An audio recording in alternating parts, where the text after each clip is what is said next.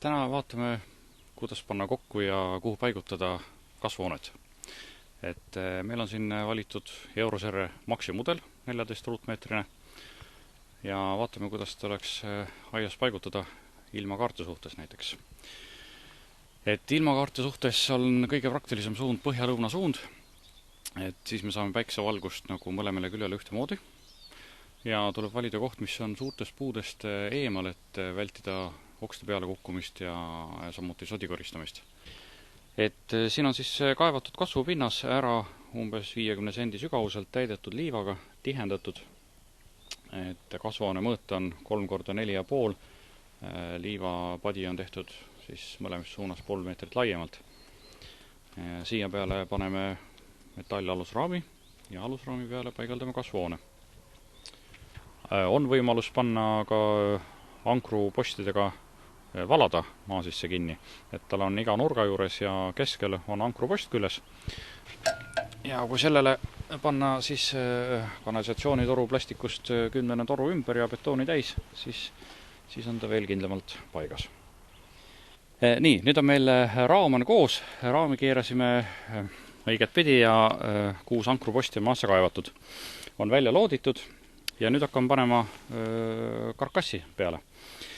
Et siis nurkadesse on pandud esimesed nurgapostid, järgmisena paneme peale horisontaalid, siis tulevad ribid edasi.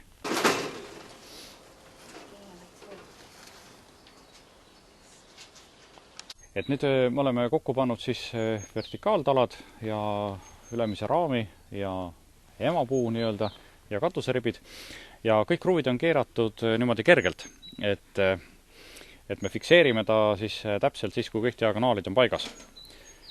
Ukse postid ja järgmisena lähevad mõned diagonaalid katusele ja siis hakkab plaatide panemine ja ukse montaaž. Kõikidel plaatidel on väljaspool on niisugune värviline kiht, mis on siis ultraviolett kiirguse kindel kaitsekiht. Ja seespool on läbipaistev kile, mis jääb nagu kasvuhoone sissepoole, et see on siis niisugune spetsiaalne niiskuskaitse, mis ei lase tekkida tilkadel, et taimede lehtedele tilgub, et ta juhib niiskuse nagu ära niisuguste soonekeste kaudu siis vihmavee rennidesse, mida pärast vaatame täpsemalt. Plaadi ülemisse serva pannakse selline hõbedane liimilint, nendega alumiinium, mis teeb ta siis mustuse ja vee suhtes täiesti kindlaks, enne kui ta randi sisse läheb. Ja allapoole pannakse selline hingav sinine liimilint, see on nagu riie, et ta laseb niiskuse välja, aga ta ei lase prügi sisse. Montaaž käib niimoodi, et üleval on talle rant, kuhu siis seda pannakse otsapidi ja alt käib selle alumiinium raamiga soone sisse. Niimoodi. Nii. Ja pealt fikseerimiseks on selline silikoonitud kummitihend. Käib soone sisse ja katab siis ära korraga 2 vahe plaadid. Surutakse siia peale. Teine plaat on meil veel panemata, aga näitame selle peale. Et nii lihtne ta on. Nii, et seinaplaadi panemine on analoogne katusomaga, et üleval on siis hõbedane liimilint, mis teeb ta veekindlaks. Alla on juba paigaldatud sinine hingav ja selle peale on alumiiniumliist. Ülemise otsa paneme soone sisse, surume ta siia soone sisse ja siis alt läheb ta täpselt siia randi peale. Et lõpptulemusena jääb nagu siit servaga tasa. Ja serva peale paneme siis mustad silikoonliistud, see teeb ta siis tuulekindlaks ja veekindlaks. Kasvuhoone katuse luukidel on olemas spetsiaalsed avajad, mis nagu tagavad selle, et temperatuuri muutumisel siis vastavalt avab luuki või sulgeb, et ei ole vaja ise selle pärast muretseda.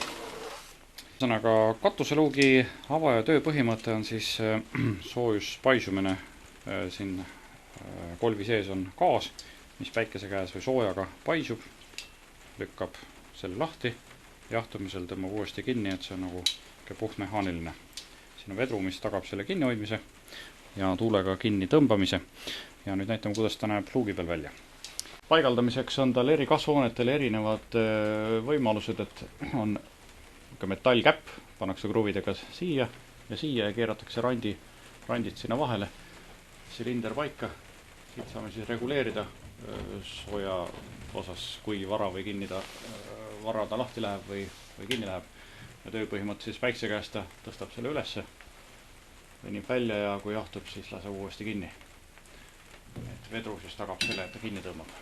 Euroserre kasvuhoonetel on kõikidel siis käib kummitihendega, et kummitihend katab ära tihedalt siis polükarbonaatplaadi ja teisel poole metallraami peale, et see on silikoonitud tihend, mis jääb sinna päris tihedalt kinni ja kestab aastaid. Ja edasi liigume nurkades. Nurkades on standardis kõikidel kaasas vihmaveetorud, mis käib siia otsa, alumiiniumtoru ja alla käib äravool. Väljast on vihmaveetoru, aga siia vahesse jookseb seestpoolt kondensvee korjamise renn. Ehk kõik see niiskus, mis koguneb kasvuhoone sisepinnale nagu higina, see kogutakse siia alla renni, mis jookseb samuti vihmaveetorusse välja.